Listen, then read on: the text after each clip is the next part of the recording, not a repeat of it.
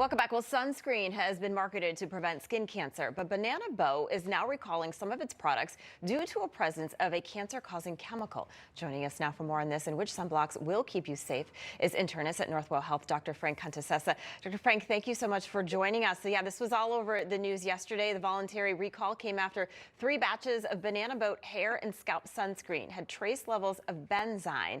Now that could cause harm after repeated exposure. Dr. Frank, what is the concern level here and how should we handle this? Morning, Allison. Nice to be back with you. So yeah, this particular recall involved really just one type of sunscreen, and it was a spray type sunscreen. So a little bit of sunscreen 101. You know, we're all tempted to use the convenience of the spray sunscreens, myself included, because they're just easier to apply. But they have to have a propellant, a gas inside, to push the sunscreen product out. And this has happened before where that particular propellant is contaminated with a chemical called benzene, which has been linked to certain types of leukemias and bloodborne cancers. Now, these have been relatively small amounts, but we certainly don't want those in there. So how we handle it is obviously we're not going to use those particular products, and we really should try to avoid these spray sunscreens. And again, I fall victim to it too because they're just easy, but we should really try to use the lotion type sunscreens more. And you know, there's another categorization that we want to look at too, which is mineral sunscreens versus chemical sunscreens. The mineral sunscreens are the zinc oxide, titanium dioxide based ones. You know, the old lifeguard with the white nose is the zinc oxide. Those are safer and they work better. You know, we have chemicals like oxybenzone, and if you look at the ingredient list on most sunscreens, it's like the worst nightmare of my old organic chemistry classes from medical school. Yeah, no, you're right, because I think it's especially, you know, having kids, you don't want to put, you know, all these chemicals on your children. So no spray cans, which I need to get rid of because that's all I use. Look for zinc. What else is, you know, you see these organic ones, but they're very expensive, right? Some of them could be like $20, $25 for a tube of it. What else should we look for? They're expensive, and when you put them on, sometimes you look like Casper the Ghost. Yeah. Because of the coloring. But, you know, you have to weigh that out, particularly with children. You want to avoid those chemical sunscreens. These chemicals, like I mentioned, oxybenzone, have been shown to be endocrine disruptors, and they absorb through the skin. And especially for children who are developing, we really want to try to avoid those things. Endocrine disruptors can affect hormone levels and puberty and things like that. So we'd really try to avoid those. And they are expensive. Yeah. And there's really no around it.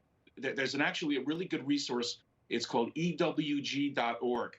And they test sunscreens. They have dozens and dozens of sunscreens that they check. They look for safety. They look for efficacy.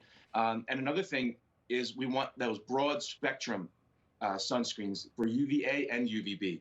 UVB is what gives us sunburn. So traditionally, sunscreens were more geared towards blocking UVB so that we don't get burned.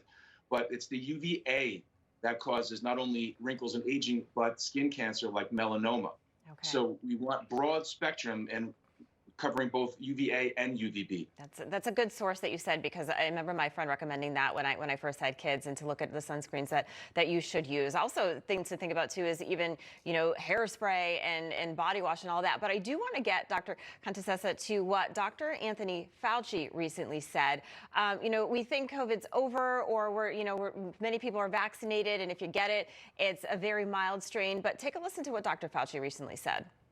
If you're in an indoor congregate setting and you go to the computer and click on the CDC map and you see that the county that you're in is an orange or a red zone, then when you're in a congregate indoor setting, wear a mask.